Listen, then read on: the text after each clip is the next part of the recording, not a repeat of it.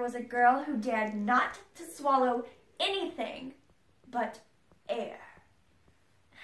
We guzzled vitamin water, complimenting each other's thigh gaps, trying diets we found on the internet, replacing meals with other practical hobbies like making flower crowns or fainting. Wondering why I haven't had my period in months. Why breakfast tastes like giving up. Watching America's Next Top Model like the gospel. Hunching naked over a bathroom scale, crying into an empty bowl of Cocoa Puffs because I only feel pretty when I'm hungry. Throughout history, the definition of health and beauty has changed. The beautiful, healthy, desirable woman of the past would without a doubt be ridiculed as fat in today's society that worships size 0 models. This woven collection of Blythe Baird's poems, the year of skinny pop and sugar-free Jell-O cups, if you're not recovering, and how lucky it is now, Christine Haberman's The Never-Ending Story, and Monica Marie Jones's Fat Girl, shows how the perception and definition of beauty has not only undergone great change, but also causes it. A story and struggle that I know all too well as a proudly recovering anorexic. By the time I was 16, I had already experienced being clinically overweight, underweight, and obese. As a child, fat was the first word that people used to describe me, which didn't offend me until I found out it was supposed to. A fat girl lives on the inside of me. Although I've shed the pounds, I'm still weighed down by insecurity.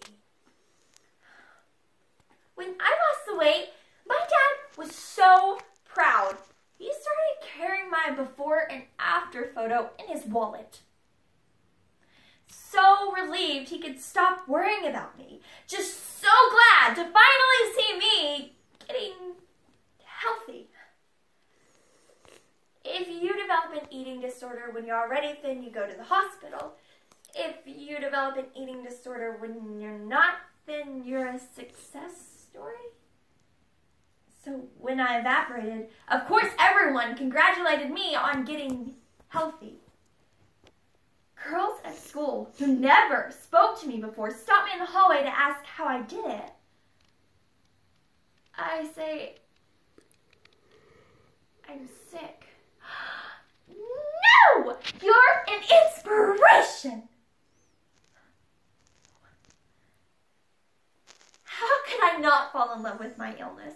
Why would I ever want to stop being hungry when anorexia was the most interesting thing about me?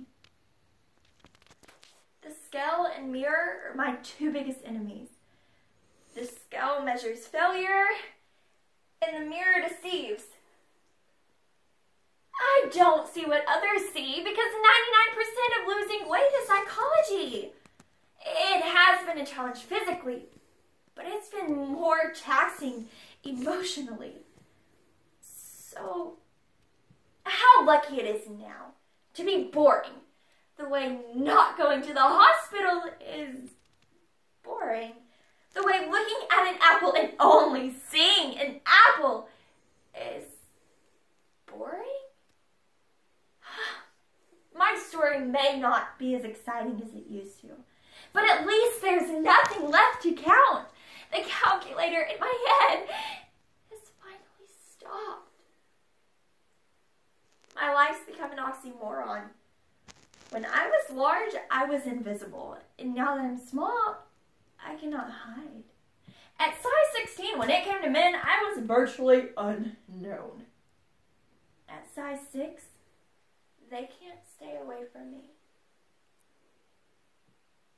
I can't help but wonder, would they acknowledge me the way that I used to be? This was the year of eating when I was hungry without punishing myself, and I know that that sounds ridiculous, but that shit is hard.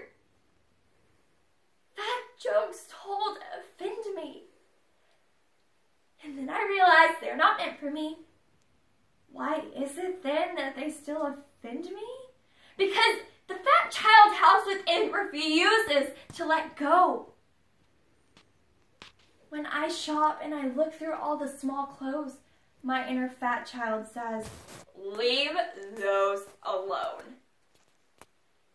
When I try on all those new clothes, I can't believe how they fit me.